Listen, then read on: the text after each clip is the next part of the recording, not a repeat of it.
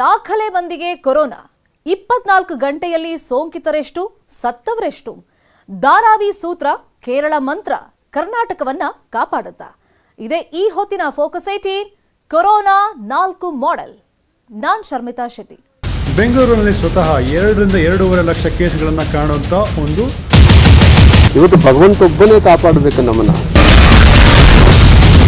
ಬೆಂಗಳೂರಿನಲ್ಲಿ ದಾಖಲೆ ಮಂದಿಗೆ ಕೊರೋನಾ 24 ಗಂಟೆಯಲ್ಲಿ ಸೋಂಕಿತರೆಷ್ಟು ಸತ್ತವರೆಷ್ಟು ಧಾರಾವಿ ಸೂತ್ರ ಕೇರಳ ಮಂತ್ರ ಕರ್ನಾಟಕವನ್ನ ಕಾಪಾಡುತ್ತಾ ಆಘಾತ ಕರುನಾಡಿಗೆ ಕೊರೋನಾಘಾತ ಎದುರಾಗಿದೆ. ಕಣ್ಣಿಗೆ ಕಾಣದ ಕೊರೋನಾ ಲಾಕ್ಡೌನ್ಗೂ ಜಗ್ತಾ ಇಲ್ಲ, ಯಾವ ತಂತ್ರಕ್ಕೂ ಬಗ್ತಾ ಇಲ್ಲ. ತಾನು ನಡೆದಿದ್ದೇ ದಾರಿಯನ್ನೋ ಹಾಗೆ ಸಿಕ್ಕವರ ದೇಹ ಹೊಕ್ಕಿ ರಣಕೇಕೆ ಹಾಕ್ತಾ ಇದೆ. ಕಳೆದ ಬುಧವಾರ ಒಂದೇ ದಿನ ರಾಜ್ಯದಲ್ಲಿ 3176 ಜನರಲ್ಲಿ ಸೋಂಕು ಕಾಣಿಸಿಕೊಂಡು 87 ಜನರನ್ನ ಬಲಿ ಕೆಡವಿದೆ. ಬೆಂಗಳೂರೊಂದರಲ್ಲೇ ದಾಖಲೆಯ 1975 ಮಂದಿಗೆ ಸೋಂಕು ತಗುಲಿದ್ದು 60 ಮಂದಿ ಉಸಿರು ಚೆಲ್ಲಿದ್ದಾರೆ. ಅಂದ್ರೆ ಇಡೀ ರಾಜ್ಯದಲ್ಲಿ ಕೊರೋನಾ ಹಾಟ್ಸ್ಪಾಟ್ ಆಗಿರೋದು ರಾಜಧಾನಿ ಬೆಂಗಳೂರೇ. ಹಾಗಾದ್ರೆ ರಾಜ್ಯದಲ್ಲಿ ಸೋಂಕಿನ ಸುನಾಮಿ ಇರೋದಕ್ಕೆ ಅದೇನ್ ಕಾರಣ? ಕರುನಾಡಿಗೆ ಆಘಾತದ ಮೇಲೆ ಆಘಾತ ಕೊಡ್ತಾ ಇರೋ ಕೊರೋನಾವನ್ನ ಕಟ್ಟಿ ಹಾಕೋಕೆ ಚಾನ್ಸೇ ಇಲ್ವಾ? ಸರ್ಕಾರಕ್ಕೂ ಕೂಡ ಕೊರೋನಾವನ್ನ ಕಂಟ್ರೋಲ್ ಮಾಡೋಕೆ ಆಗ್ತಾ ಇಲ್ವಾ?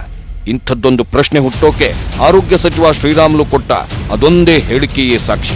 ಇವತ್ತು ಯಾರು ಕೈಯಲ್ಲಿದೆ ಹೇಳ್ರಿ, ಇವತ್ತು ಭಗವಂತ ಒಬ್ಬನೇ ಕಾಪಾಡಬೇಕು ನಮ್ಮನ್ನ. ಕೇಳಿದ್ರಲ್ಲ ಸಚಿವ ರಾಮುಲು ಅವರು ಹೇಳಿದ್ದನ್ನ.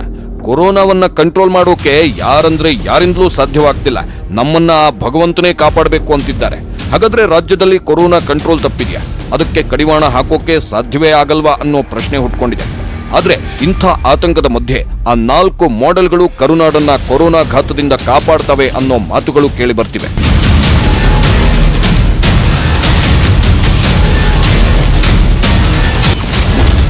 ಏನದು ಕೊರೋನಾ 4 ಮಾಡೆಲ್?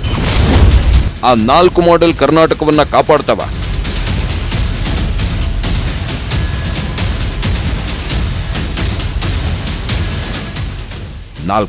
ಕೇವಲ 4 ಮಾಡೆಲ್ಗಳು ಕರ್ನಾಟಕವನ್ನ ಕೊರೋನಾದಿಂದ ಕಾಪಾಡ್ತವೆ ಎನ್ನಲಾಗುತ್ತಿದೆ. ಆ 4 ಮಾಡೆಲ್ಗಳನ್ನ ರಾಜ್ಯದಲ್ಲಿ ಅಳವಡಿಸಿಕೊಂಡ್ರೆ ಖಂಡಿತ ರಾಜ್ಯದಲ್ಲಿ ಕೊರೋನಾಗೆ ಬ್ರೇಕ್ ಹಾಕಬಹುದು. ಹಾಗಾದ್ರೆ ಯಾವುವು ಆ 4 ಮಾಡೆಲ್? ಏನದು ಧಾರಾವಿ ಸೂತ್ರ ಕೇರಳ ಮಂತ್ರ ಅನ್ನೋದನ್ನ ಎಳೆಯಾಗಿ ಬಿಚ್ಚಿಡ್ತೀವಿ.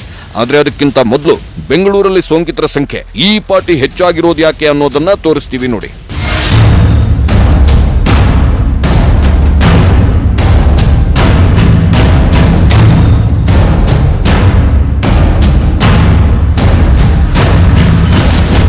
ಬೆಂಗಳೂರಿನ 3 ಲಕ್ಷ ಮಂದಿಗೆ ಆತಂಕ.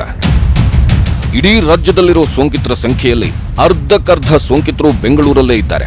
ಜೊತೆಗೆ ಸಾವಿನ ಸಂಖ್ಯೆಯಲ್ಲೂ ಬೆಂಗಳೂರಿನದ್ದೇ ಸಿಂಹಪಾಲು. ಆದರೆ ಇದರ ಮಧ್ಯೆ ಮತ್ತೊಂದು ಶಾಕಿಂಗ್ ನ್ಯೂಸ್ ಕೂಡ ಹೊರಬಿದ್ದಿದೆ. ಅದೇನೆಂದ್ರೆ ಕೊರೋನಾ ಹಾಟ್ಸ್ಪಾಟ್ ಆಗಿರೋ ಬೆಂಗಳೂರಲ್ಲಿ ಏನಿಲ್ಲ ಅಂದ್ರೂ 3 ಲಕ್ಷ ಮಂದಿ ಸೋಂಕಿತರಿದ್ದಾರೆ ಅನ್ನೋ ಮಾತುಗಳು ಹರಿದಾಡ್ತಿವೆ.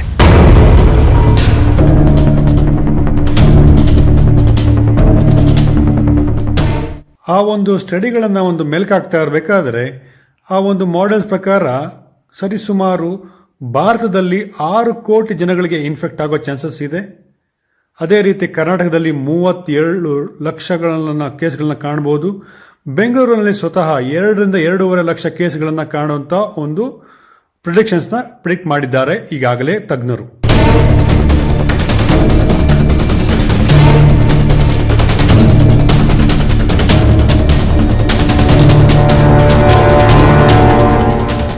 ಪ್ರಿಯ ವೀಕ್ಷಕರೇ, ಗುರುವಾರದ ಮಧ್ಯಾಹ್ನದ ವೇಳೆಗೆ ಬೆಂಗಳೂರಲ್ಲಿ ಅಧಿಕೃತವಾಗಿ ಸೋಂಕಿತರ ಸಂಖ್ಯೆ 22,942ಕ್ಕೇರಿತ್ತು.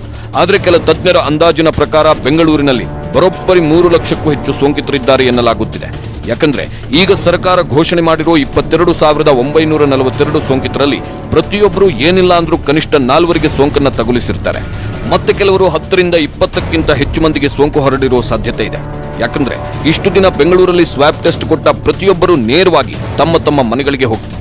ಟೆಸ್ಟ್ ರಿಸಲ್ಟ್ ಬರೋವರೆಗೂ ಅಂದ್ರೆ ಕನಿಷ್ಠ 2 ದಿನ ಎಲ್ಲರ ಜೊತೆಗೂ ಆರಾಮಾಗಿ ಎಲ್ಲಾ ಕಡೆ ಓಡಾಡ್ಕೊಂಡಿದ್ರು. ಹೀಗಾಗಿ ಒಂದೊಮ್ಮೆ ಅವರಿಗೆ ಪಾಸಿಟಿವ್ ಬಂದ್ರೆ ಅಷ್ಟರೊಳಗೆ ಒಬ್ಬೊಬ್ಬರು ಅದೆಷ್ಟು ಜನರಿಗೆ ಸೋಂಕನ್ನ ಹರಡಿಸಿರ್ತಾರೆ ಅನ್ನೋದನ್ನ ನೀವೇ ಯೋಚನೆ ಮಾಡಿ.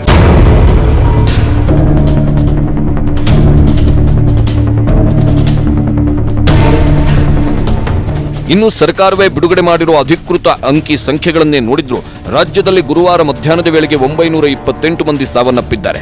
ಇದರಲ್ಲಿ ಕೇವಲ 6 ದಿನದಲ್ಲಿ ಸಾವನ್ನಪ್ಪಿದವರ ಸಂಖ್ಯೆಯೇ 455 ಮಂದಿ.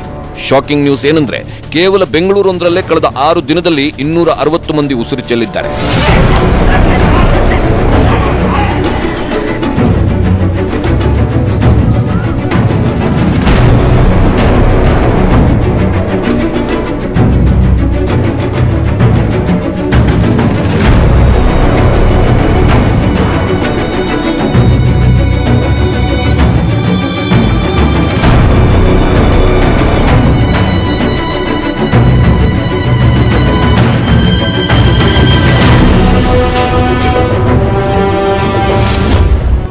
ಜುಲೈ 10ರಂದು ಬೆಂಗಳೂರಿನಲ್ಲಿ 29 ಮಂದಿ ಸಾವನ್ನಪ್ಪಿದ್ರೆ ಜುಲೈ 11ರಂದು 23 ಮಂದಿ ಉಸಿರು ಚೆಲ್ಲಿದ್ರು. ಆದರೆ ಜುಲೈ 12ರಂದು ಈ ಸಂಖ್ಯೆ ದಿಢೀರ್ ಏರಿಕೆಯಾಗಿ ಒಂದೇ ದಿನ 45 ಜನ ಕೊರೋನಾ ಸೋಂಕಿಗೆ ಬಲಿಯಾಗಿದ್ರು. ಇನ್ನು ಜುಲೈ 13ರಂದು 47 ಮಂದಿ ಸಾವನ್ನಪ್ಪಿದ್ರೆ ಜುಲೈ 14ರಂದು 56 ಮಂದಿ ಉಸಿರು ಚೆಲ್ಲಿದ್ರು. ಹಾಗೆಯೇ ಜುಲೈ 15ರಂದು ಒಂದೇ ದಿನ ಬರೋಬ್ಬರಿ 60 ಮಂದಿ ಸಾವನ್ನಪ್ಪಿದ್ದಾರೆ. ಈ ಅಂಕಿ ಅಂಶಗಳನ್ನು ನೋಡಿದ್ರೆ ಪ್ರತಿದಿನ ಸಾವಿನ ಸಂಖ್ಯೆ ಏರ್ತಾನೆ ಇದೆ.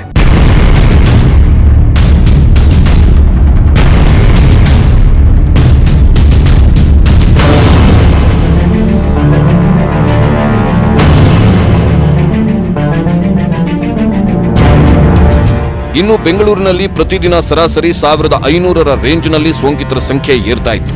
ಆದರೆ ಬುಧವಾರ ಒಂದೇ ದಿನ 1975 ಮಂದಿಗೆ ಸೋಂಕು ತಗುಲಿದೆ. ಹೀಗೆ ಪ್ರತಿದಿನ 1000 ಗಟ್ಟಲೆ ಸೋಂಕು ಹೆಚ್ಚಾಗ್ತಿರೋದ್ರಿಂದ ಹಾಸ್ಪಿಟಲ್ಗಳಲ್ಲಿ ಬೆಡ್ಗಳ ಅಭಾವ, ಆಂಬ್ಯುಲೆನ್ಸ್ಗಳ ಅಭಾವ ಎದುರಾಗ್ತಿದೆ. ಅಷ್ಟೇ ಅಲ್ಲ, ನಗರದಲ್ಲಿ ಉಸಿರಾಟದ ಸಮಸ್ಯೆಯಿಂದ ಸಾವನ್ನಪ್ಪುವವರ ಸಂಖ್ಯೆಯೇ ಹೆಚ್ಚಾಗ್ತಿದೆ. ಇವರಿಗೆ ಉತ್ತಮ ಚಿಕಿತ್ಸೆ ಮತ್ತು ಆಕ್ಸಿಜನ್ ಇದ್ರೂ 90 ಸೋಂಕಿತರ ಪೈಕಿ 89 ಮಂದಿ ಸಾವನ್ನಪ್ಪಿದ್ದಾರೆ. ಈ ವಿಷಯ ಬೆಂಗಳೂರನ್ನ ಮತ್ತಷ್ಟು ಆತಂಕಕ್ಕೆ ದೂಡಿದೆ.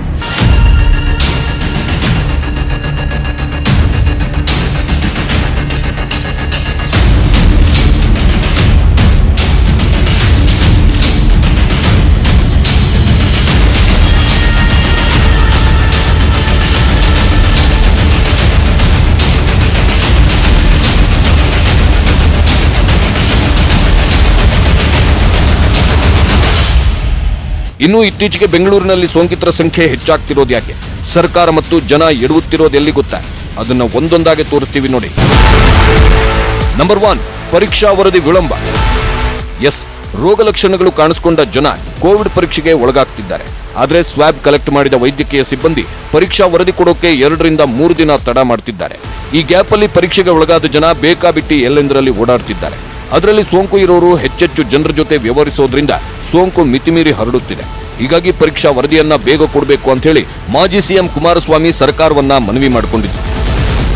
ಇವತ್ತು ಸರ್ಕಾರ ಬೆಳಗ್ಗೆ ಟೆಸ್ಟ್ಗೆ ನೀವು ತೆಗೆದುಕೊಂಡಂತ ವ್ಯಕ್ತಿಗಳ ಫಲಿತಾಂಶವನ್ನ ಸಂಜೆಯ ಒಳಗೆ ಕೊಡ್ತಕ್ಕಂಥ ಒಂದು ವ್ಯವಸ್ಥೆಯನ್ನ ತರದೇ ಇದ್ರೆ ಮತ್ತೆ ಯಾರು ಟೆಸ್ಟ್ಗೆ ಕೊಟ್ಟಂತ ವ್ಯಕ್ತಿಗಳಿದ್ದಾರೆ ಅವರು ಬೇರೆ ಬೇರೆ ಕಡೆ ಓಡಾಡೋದ್ರ ಮುಖಾಂತರ ಈ ಒಂದು ಹರಡುವಿಕೆಯ ಜಾಸ್ತಿ ಮಾಡತಕ್ಕಂಥ ಹಿನ್ನೆಲೆಯಲ್ಲಿ ಸರ್ಕಾರ ಈ ಟೆಸ್ಟ್ನ ವಿಷಯದಲ್ಲಿ ಅತ್ಯಂತ ಜಾಗ್ರತೆಯಿಂದ ತಕ್ಷಣ ಫಲಿತಾಂಶಗಳು ಬರ್ತಕ್ಕಂಥದ್ದಕ್ಕೆ ಕ್ರಮ ತೆಗೆದುಕೊಂಡು ಪಾಸಿಟಿವ್ ಬಂದಂಥ ವ್ಯಕ್ತಿಗಳಿಗೆ ಚಿಕಿತ್ಸೆಯನ್ನು ಪ್ರಾರಂಭ ಮಾಡಲಿಕ್ಕೆ ಕ್ರಮ ತೆಗೆದುಕೋಬೇಕು ಅಂತಕ್ಕಂಥ ಮನವಿಯನ್ನು ಮಾಡ್ತಾ ಇದ್ದೇನೆ. ನಂಬರ್ 2, ಪರೀಕ್ಷೆಗಳ ಸಂಖ್ಯೆ ಹೆಚ್ಚಾಗುತ್ತಿಲ್ಲ. ಎಸ್, ಬೆಂಗಳೂರಷ್ಟೇ ಅಲ್ಲ, ರಾಜ್ಯದ ಎಲ್ಲ ಕಡೆ ಕೊರೋನಾ ಸೋಂಕಿತರು ಮಿತಿಮೀರಿ ಏರ್ತಾ ಇದ್ದಾರೆ. ಆದರೆ ಸೋಂಕಿತರನ್ನ ಪತ್ತೆ ಹಚ್ಚೋಕೆ ಮಾಡ್ತಿರೋ ಪರೀಕ್ಷೆಗಳ ಸಂಖ್ಯೆ ಕಡಿಮೆ ಆಗ್ತಿದೆ. ಟೆಸ್ಟ್ ಕಿಟ್ಗಳ ಕೊರತೆಯಿಂದಾಗಿ ಪರೀಕ್ಷೆಗಳು ಕೂಡ ಕಡಿಮೆ ಆಗ್ತಿವೆ. ಹೀಗಾಗಿ ಪರೀಕ್ಷೆ ನಡೆಸೋದು ಲೇಟ್ ಆದಷ್ಟು ಈಗಾಗಲೇ ಸೋಂಕಿತರಾಗಿದ್ದು ಜನರ ಮಧ್ಯೆ ಇರೋರು ಮತ್ತಷ್ಟು ಮಂದಿಗೆ ಸೋಂಕು ಹರಡಿಸುತ್ತಿದ್ದಾರೆ. ಒಂದೊಮ್ಮೆ ಟೆಸ್ಟ್ಗಳ ಸಂಖ್ಯೆಯನ್ನ ಹೆಚ್ಚಿಸಿದ್ರೆ ರಾಜ್ಯದಲ್ಲಿ ಪ್ರತಿದಿನ ಅದೆಷ್ಟು ಸೋಂಕಿತರು ಪತ್ತೆ ಆಗ್ತಾರೋ ಅನ್ನೋ ಆತಂಕ ಎದುರಾಗಿದೆ.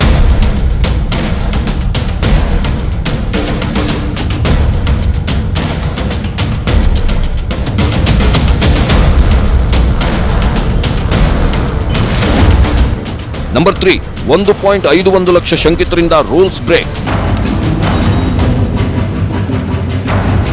ಸೋಂಕಿತರ ಪ್ರಾಥಮಿಕ ಸಂಪರ್ಕದಲ್ಲಿರೋರನ್ನ ಶಂಕಿತರು ಎಂದು ಪರಿಗಣಿಸಲಾಗುತ್ತೆ. ಹೀಗಾಗಿ ಇವರನ್ನ ಕ್ವಾರಂಟೈನ್ ಕೇಂದ್ರಗಳಲ್ಲಿರಲು ಸೂಚಿಸಲಾಗುತ್ತೆ. ಆದರೆ ಬೆಂಗಳೂರಿನಲ್ಲಿ ಇದುವರೆಗೂ 1.51 ಲಕ್ಷ ಮಂದಿ ಕ್ವಾರಂಟೈನ್ ನಿಯಮಗಳನ್ನು ಉಲ್ಲಂಘಿಸಿದ್ದಾರೆ. ರಾಜ್ಯದಲ್ಲಿ 2.25 ಲಕ್ಷ ಮಂದಿ ನಿಯಮಗಳನ್ನು ಗಾಳಿಗೆ ತೂರಿ ಸಾರ್ವಜನಿಕ ಸ್ಥಳಗಳಲ್ಲಿ ಓಡಾಡಿದ್ದಾರೆ ಎನ್ನಲಾಗುತ್ತಿದೆ. ಹೀಗಾಗಿನೇ ಸೋಂಕು ಮಿತಿಮೀರಿ ಏರ್ತಾ ಇರೋದು. ಬೆಂಗಳೂರಿನಲ್ಲಿ ಇದುವರೆಗೂ ಕ್ವಾರಂಟೈನ್ ನಿಯಮಗಳನ್ನು ಉಲ್ಲಂಘಿಸಿದ 570 ಜನರ ಮೇಲೆ ಎಫ್ಐಆರ್ ದಾಖಲಾಗಿದೆ. ಆದ್ರೂ ಶಂಕಿತರು ಡೋಂಟ್ ಕೇರ್ ಅಂತ ಹೇಳಿ ಬೇಕಾಬಿಟ್ಟಿ ಓಡಾಡ್ತಿರೋದು ಆತಂಕವನ್ನುಂಟು ಮಾಡ್ತಿದೆ.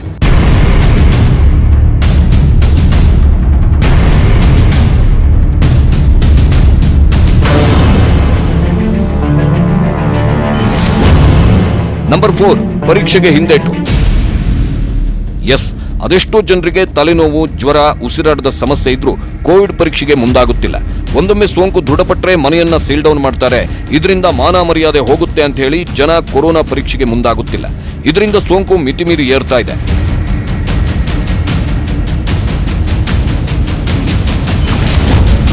ನಂಬರ್ 5, ಕೊರೋನಾ ಬಗ್ಗೆ ನಿರ್ಲಕ್ಷ್ಯ. ಅದೆಷ್ಟೋ ಮಧ್ಯವಯಸ್ಸಿನ ಜನರಲ್ಲಿ ಇಂದಿಗೂ ಕೊರೋನಾ ಸೋಂಕು ತಗುಲಿದ್ರೆ ಏನೂ ಆಗಲ್ಲ, ಬೇಗ ಗುಣಮುಖರಾಗ್ತೀವಿ ಅನ್ನೋ ಅತಿಯಾದ ಆತ್ಮವಿಶ್ವಾಸವಿದೆ. ಹೀಗಾಗಿ ಲಾಕ್ಡೌನ್ ಮಾಡಿದ್ರು ಡೋಂಟ್ ಕೇರ್ ಅಂತ ಹೇಳಿ ಎಂದಿನಂತೆ ಬೇಕಾಬಿಟ್ಟಿ ಓಡ್ತಾ ಇದ್ದಾರೆ. ಶಾಕಿಂಗ್ ನ್ಯೂಸ್ ಏನಂದ್ರೆ, ಇಂಥವರಿಂದ 60 ವರ್ಷ ಮೇಲ್ಪಟ್ಟ ವೃದ್ಧರು, 10 ವರ್ಷದೊಳಗಿನ ಮಕ್ಕಳು ಮತ್ತು ವಿವಿಧ ಆರೋಗ್ಯ ಸಮಸ್ಯೆಗಳಿಂದ ಬಳಲುತ್ತಿರೋರಿಗೆ ಸೋಂಕು ತಗುಲಿ ಸಾವಿನ ದವಡೆಗೆ ಸಿಲುಕುತ್ತಿದ್ದಾರೆ.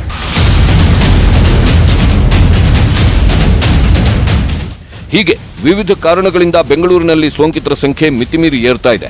ಸೋಂಕಿತರ ಸಂಖ್ಯೆ ಹೆಚ್ಚಾಗುತ್ತಿರೋದ್ರಿಂದ ಆಸ್ಪತ್ರೆಗಳಲ್ಲಿ ಬೆಡ್, ಐಸಿಯು, ವೆಂಟಿಲೇಟರ್ ಮತ್ತು ಆಂಬ್ಯುಲೆನ್ಸ್ಗಳ ಸಮಸ್ಯೆ ಹೆಚ್ಚಾಗ್ತಿದೆ. ಇದರಿಂದ ಸಾವಿನ ಸಂಖ್ಯೆಯೂ ಏರ್ತಾ ಇದೆ. ಆದರೆ ಸುನಾಮಿ ರೀತಿಯಲ್ಲಿ ಏರ್ತಾ ಇರೋ ಕೊರೋನಾ ಸೋಂಕಿಗೆ ಕಡಿವಾಣ ಹಾಕಬೇಕು ಅಂದ್ರೆ 4 ಮಾಡೆಲ್ಗಳನ್ನ ರಾಜ್ಯದಲ್ಲಿ ಜಾರಿಗೆ ತರಲೇಬೇಕು.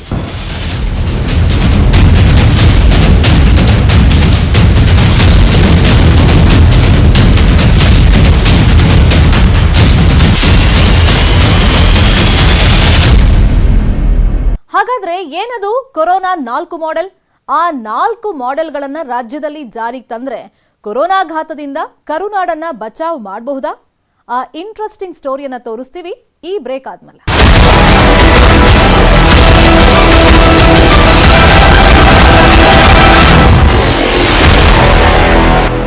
ಕೊರೋನಾ 4 ಮಾಡೆಲ್ ಕರುನಾಡನ್ನ ಕಾಪಾಡುತ್ತಾ? ಈ ಪ್ರಶ್ನೆ ಈಗ ಎಲ್ಲರನ್ನೂ ಕಾಡ್ತಾ ಇದೆ.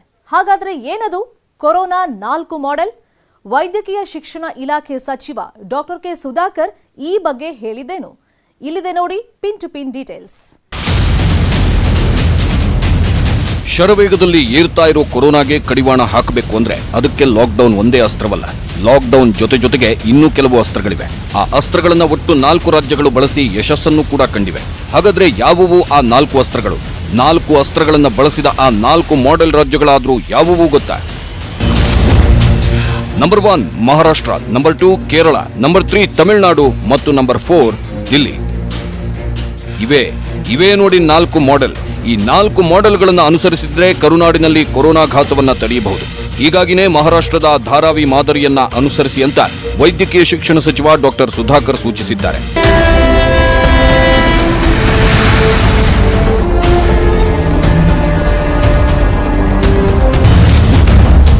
ಹಾಗಾದ್ರೆ ಏನದು ಧಾರಾವಿ ಮಾಡೆಲ್? ಧಾರಾವಿಯಲ್ಲಿ ಕೊರೋನಾ ಕಂಟ್ರೋಲ್ ಆಗಿದ್ದು ಹೇಗೆ? ಮಹಾರಾಷ್ಟ್ರದ ಧಾರಾವಿ ಇದು ಇಡೀ ಏಷ್ಯಾ ಖಂಡದಲ್ಲೇ ಅತಿ ದೊಡ್ಡ ಸ್ಲಂ. ಸುಮಾರು 600 ಎಕರೆ ವಿಸ್ತಾರವನ್ನು ಹೊಂದಿರೋ ಧಾರಾವಿ ಸ್ಲಂನಲ್ಲಿ ಸುಮಾರು 15 ಲಕ್ಷ ಮಂದಿ ಬದುಕುತ್ತಿದ್ದಾರೆ. ಇಲ್ಲಿ 5 ರಿಂದ 8 ಮಂದಿ ಕೇವಲ 100 ಚದರ ಅಡಿ ಕೋಣೆಯನ್ನು ಹಂಚಿಕೊಂಡು ಜೀವಿಸುತ್ತಿದ್ದಾರೆ. ಸದಾ ಅಂಟಿಕೊಂಡೇ ಬದುಕೋ ಜನರಿಂದ ಸೋಂಕನ್ನ ತಡೆಯೋದು ನಿಜಕ್ಕೂ ದೊಡ್ಡ ಸವಾಲಾಗಿತ್ತು. ಹೀಗಾಗಿ ಧಾರಾವಿಗೆ ಸೋಂಕು ಎಂಟ್ರಿ ಕೊಡುತ್ತಿದ್ದಂತೆ ಮುಂಬೈ ಮಹಾನಗರವೇ ಬೆಚ್ಚಿ ಬಿದ್ದಿತ್ತು. ಕೆಲವೊಂದು ಸುದ್ದಿ ಮಾಧ್ಯಮಗಳು ಧಾರಾವಿಯನ್ನು ಸ್ಫೋಟಿಸಲು ಸಿದ್ಧವಾಗಿ ನಿಂತ ಟೈಮ್ ಬಾಂಬ್ ಅಂತ ಬಿಂಬಿಸಿತ್ತು. ಹೀಗಾಗಿ ಮಹಾರಾಷ್ಟ್ರ ಸರ್ಕಾರ ಧಾರಾವಿಯಲ್ಲಿ ಕೊರೋನಾವನ್ನ ಕಂಟ್ರೋಲ್ ಮಾಡಲೇಬೇಕು ಅಂತ ಪಣ ತೊಟ್ಟಿತ್ತು. ಸೋಂಕು ಕಾಣಿಸಿಕೊಂಡ ಕೂಡಲೇ 6 ಲಕ್ಷ ಜನರನ್ನು ತಪಾಸಣೆಗೆ ಒಳಪಡಿಸಿತ್ತು. ಸೋಂಕಿತರನ್ನು ಪ್ರತ್ಯೇಕಿಸಿ ಸೋಂಕಿತರ ಜೊತೆ ಸಂಪರ್ಕ ಹೊಂದಿದವರನ್ನು ಕ್ವಾರಂಟೈನ್ ಮಾಡಿತ್ತು. ಲಾಕ್ಡೌನ್ ವೇಳೆ ಸಮುದಾಯ ಅಡುಗೆ ಕೋಣೆ ತೆರೆದು ಊಟ ವಿತರಿಸಿತ್ತು. ಧಾರಾವಿಯ 80% ಜನರು 450 ಸಮುದಾಯ ಶೌಚಾಲಯಗಳ ಮೇಲೆ ಅವಲಂಬಿತರಾಗಿದ್ದರು. ಅದನ್ನು ನೈರ್ಮಲ್ಯೀಕರಣಗೊಳಿಸಿ ಪ್ರತಿನಿತ್ಯ ಹಲವು ಬಾರಿ ಕ್ರಿಮಿನಾಶಕ ಸಿಂಪಡಿಸಿತ್ತು. ಹಿರಿಯ ನಾಗರಿಕರಿಗೆ ವಿಶೇಷ ಗಮನ ವಹಿಸಲಾಯಿತು. ಪ್ರತಿ ಮನೆಗೂ ತೆರಳಿ ಆರೋಗ್ಯ ತಪಾಸಣೆ ನಡೆಸಲಾಯಿತು. ಕೊಳೆಗೇರಿಯಲ್ಲಿ ಕ್ಲಿನಿಕ್, ಆಸ್ಪತ್ರೆ ತೆರೆಯಲಾಯಿತು. ಹೀಗಾಗಿನೇ ಧಾರಾವಿಯಲ್ಲಿ ಸೋಂಕು ಈಗ ನಿಯಂತ್ರಣಕ್ಕೆ ಬಂದಿದೆ. ಇದಕ್ಕೆ ವಿಶ್ವಸಂಸ್ಥೆ ಮೆಚ್ಚುಗೆ ವ್ಯಕ್ತಪಡಿಸಿದೆ.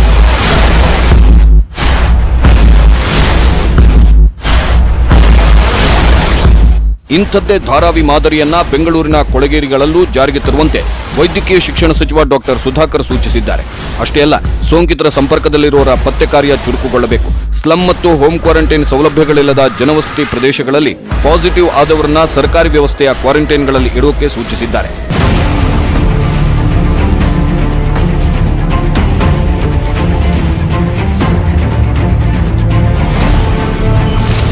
ಕೇರಳ ಮಾದರಿ ಜಾರಿಗೂ ಸಿದ್ಧತೆ. ಇಡೀ ದೇಶದಲ್ಲಿ ಮೊದಲ ಕೊರೋನಾ ಕೇಸ್ ಪತ್ತೆಯಾಗಿದ್ದು ಕೇರಳದಲ್ಲಿ. ಹೀಗಾಗಿ ಆರಂಭದಲ್ಲಿ ಇಲ್ಲಿ ಕೊರೋನಾ ರಣಕೀಕೆ ಹಾಕಿತ್ತು. ಅತಿ ಹೆಚ್ಚು ಕೊರೋನಾ ಸೋಂಕಿತರಿರುವ ರಾಜ್ಯ ಅನ್ನೋ ಕುಖ್ಯಾತಿಯನ್ನು ಪಡ್ಕೊಂಡಿತ್ತು. ಆದರೆ ಆನಂತರ ಕೇರಳ ಕೈಗೊಂಡ ದಿಟ್ಟ ನಿರ್ಧಾರಗಳಿಂದ ಸೋಂಕಿತರು ಮತ್ತು ಸಾವಿನ ಸಂಖ್ಯೆ ಇಳಿತಾ ಹೋಯಿತು. ಹೀಗಾಗಿ ಅವತ್ತು ನಂಬರ್ 1 ರಾಜ್ಯವಾಗಿದ್ದ ಕೇರಳ ಈಗ ನಂಬರ್ 17ಗೆ ಇಳಿದಿದೆ.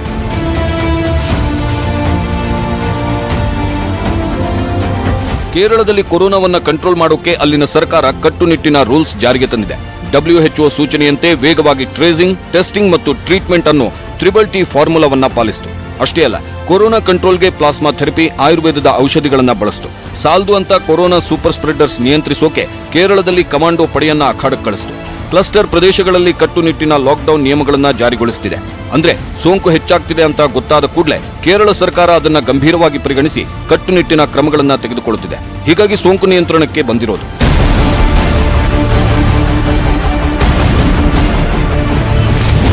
ತಮಿಳುನಾಡಲ್ಲೂ ಕೊರೋನಾಗೆ ದಿಟ್ಟ ಕ್ರಮ.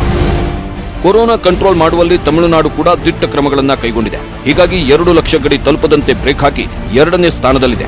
ನಿಮ್ಗೆ ಗೊತ್ತಿದೆಯೋ ಇಲ್ವೋ, ಏಪ್ರಿಲ್ ವೇಳೆಗೆ ಚೆನ್ನೈನ ಮೂಲೆ ಮೂಲೆಗಳಲ್ಲೂ ಕೊರೋನಾ ಸೂಪರ್ ಸ್ಪ್ರೆಡರ್ಗಳು ಹುಟ್ಕೊಂಡಿದ್ರು. ಅದರಲ್ಲೂ ಏಷ್ಯಾದ ಅತಿ ದೊಡ್ಡ ಸಗಟು ಮಾರುಕಟ್ಟೆ ಎಂದು ಕರೆಯಲ್ಪಡೋ ಚೆನ್ನೈನ ಕೊಯಂಬೇಡು ತರಕಾರಿ, ಹೂ ಮತ್ತು ಹಣ್ಣು ಮಾರುಕಟ್ಟೆಯಲ್ಲಿ ವೈರಸ್ ವಿಸ್ಫೋಟಗೊಂಡಿತ್ತು. ಅದರ ಅಬ್ಬರ ಆರ್ಭಟವನ್ನ ನೋಡಿ ತಮಿಳುನಾಡನ್ನ ಆ ದೇವರು ಕೂಡ ಕಾಪಾಡೋಕೆ ಆಗಲ್ಲ ಎನ್ನುವಂತಿತ್ತು. ಆದರೆ ಅನಂತರ ಎಚ್ಚೆತ್ತ ತಮಿಳುನಾಡು ಸರ್ಕಾರ ಸ್ಥಳೀಯ ಸಿದ್ಧಿ ಮೆಡಿಸಿನ್, ಆಯುರ್ವೇದಿಕ್ ಮೆಡಿಸಿನ್ಗಳ ಮೊರೆ ಹೋಯಿತು. ಸೋಂಕಿತರಲ್ಲಿ ರೋಗ ನಿರೋಧಕ ವೃದ್ಧಿಸೋಕೆ ನಾನಾ ಪಡಿಪಾಟ್ಲು ಪಡೆತು. ಆದರೂ ಸೋಂಕು ನಿಯಂತ್ರಣಕ್ಕೆ ಬರದಿದ್ದಾಗ ಚೆನ್ನೈ, ಮದುರೈ, ಕಾಂಚೀಪುರಂ, ಚೆಂಗಾಲಪಟ್ಟು ಮತ್ತು ತಿರುವಳ್ಳೂರು ಜಿಲ್ಲೆಗಳನ್ನು ಜುಲೈ 31ರವರೆಗೆ ಸಂಪೂರ್ಣವಾಗಿ ಲಾಕ್ಡೌನ್ ಮಾಡಿದೆ. ಹೀಗಾಗಿ ಒಂದು ಹಂತದಲ್ಲಿ ತಮಿಳುನಾಡಿನಲ್ಲಿ ಸೋಂಕು ನಿಯಂತ್ರಣಕ್ಕೆ ಬಂದಿದೆ.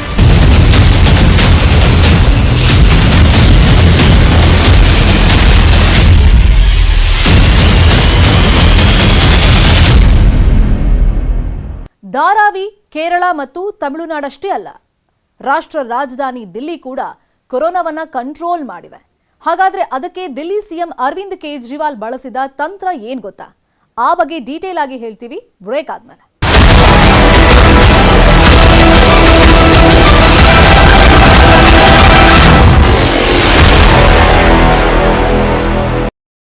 ಕೊರೋನಾ 4 ಮಾಡೆಲ್ಗಳಲ್ಲಿ ದಿಲ್ಲಿ ಮಾಡೆಲ್ ಕೂಡ ಒಂದು. ಹಾಗಾದ್ರೆ ದಿಲ್ಲಿಯಲ್ಲಿ ಕೊರೋನಾ ಕಂಟ್ರೋಲ್ ಆಗಿದ್ ಹೇಗೆ? ದಿಲ್ಲಿಯಲ್ಲಿ ಮತ್ತೆ ಲಾಕ್ಡೌನ್ ಮಾಡದೆ ಅರವಿಂದ್ ಕೇಜ್ರಿವಾಲ್ ಕೊರೋನಾಗೆ ಕಡಿವಾಣ ಹಾಕ್ತಿರೋದಾದ್ರೂ ಹೇಗ್ ಗೊತ್ತಾ? ಇಲ್ಲಿದೆ ನೋಡಿ ಆ ಬಗ್ಗೆ ಕಂಪ್ಲೀಟ್ ರಿಪೋರ್ಟ್.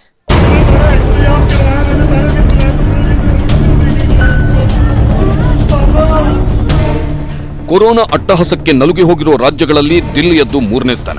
ಕಳೆದ ಮಾರ್ಚ್ ತಿಂಗಳಲ್ಲಿ ಇಲ್ಲಿನ ತಬ್ಲೀಘಿ ಜಮಾತ್ ಸಮಾವೇಶದಲ್ಲಿ ವಿಸ್ಫೋಟವಾಗಿದ್ದ ಕೊರೋನಾ ದಿಲ್ಲಿಯ ಗಲ್ಲಿ ಗಲ್ಲಿಗೂ ವ್ಯಾಪಿಸಿತ್ತು. ಅಷ್ಟೇ ಅಲ್ಲ, ಕೊರೋನಾ ಸೂಪರ್ ಸ್ಪ್ರೆಡರ್ಗಳು ಸೋಂಕಿನ ಸುನಾಮಿಯನ್ನೇ ಸೃಷ್ಟಿಸುತ್ತಿದ್ರು. ಹೀಗಾಗಿ ದಿಢೀರ್ ಏರಿಕೆಯಾದ ಸೋಂಕಿತರಿಂದಾಗಿ ದಿಲ್ಲಿ ಆಸ್ಪತ್ರೆಗಳು ತುಂಬಿ ತುಳುಕಿದ್ವು. ಬೆಡ್, ಐಸಿಯು, ವೆಂಟಿಲೇಟರ್ಗಳ ಅಭಾವದಿಂದಾಗಿ ಜನ ಬೀದಿ ಬೀದಿಗಳಲ್ಲಿ ಉಸಿರು ಚೆಲ್ಲಿದ್ರು. ಸಾವಿನ ಸಂಖ್ಯೆ ದಿಢೀರ್ ಏರಿದ್ದರಿಂದ ಹೆಣ ಹೂಳೋಕ್ಕೂ ದಿಲ್ಲಿ ಸ್ಮಶಾನಗಳಲ್ಲಿ ಜಾಗ ಇಲ್ಲದಂತಹ ದುಸ್ಥಿತಿ ನಿರ್ಮಾಣವಾಗಿತ್ತು. ಇದನ್ನು ನೋಡಿ ಸುಪ್ರೀಂ ಕೋರ್ಟ್ ದಿಲ್ಲಿ ಸರ್ಕಾರದ ವಿರುದ್ಧ ಚಾಟಿ ಬೀಸಿತ್ತು.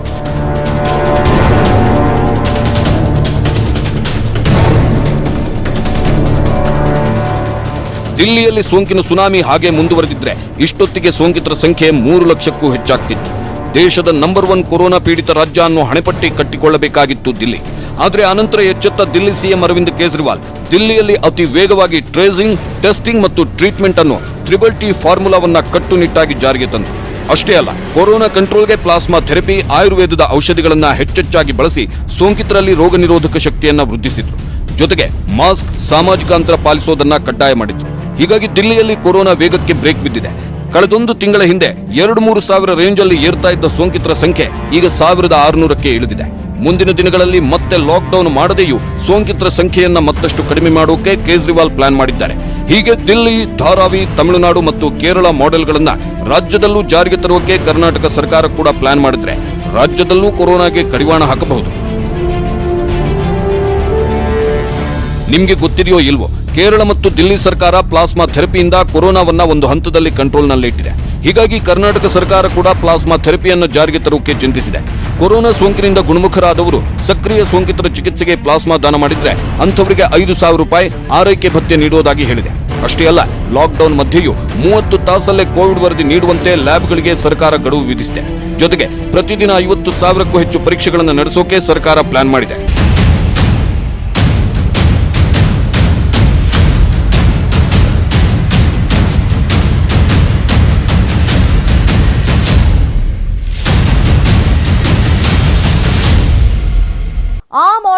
ಈ ಮಾಡೆಲ್ ಅಂತಲ್ಲ, ಜನ ಮೊದಲು ಎಚ್ಚೆತ್ಕೊಳ್ಬೇಕಾಗತ್ತೆ. ಕೊರೋನಾ ಕಂಟ್ರೋಲ್ಗೆ ಸರ್ಕಾರ ಜಾರಿಗೊಳಿಸೋ ನಿಯಮಗಳನ್ನ ಕಟ್ಟುನಿಟ್ಟಾಗಿ ಫಾಲೋ ಮಾಡಬೇಕು. ಆಗ ಮಾತ್ರ ಸೋಂಕು ಹತೋಟಿಗೆ ಬರೋಕ್ ಸಾಧ್ಯ ಅಂತ ಹೇಳ್ತಾ ಈ ಹೊತ್ತಿನ ಫೋಕಸ್ 18 ಮುಗಿಸ್ತಾ ಇದೀವಿ. ನೋಡ್ತಾರಿ ನ್ಯೂಸ್ 18 ಕನ್ನಡ. ಜಾಲ ನಮ್ಮದು, ಬಲ ನಿಮ್ಮದು.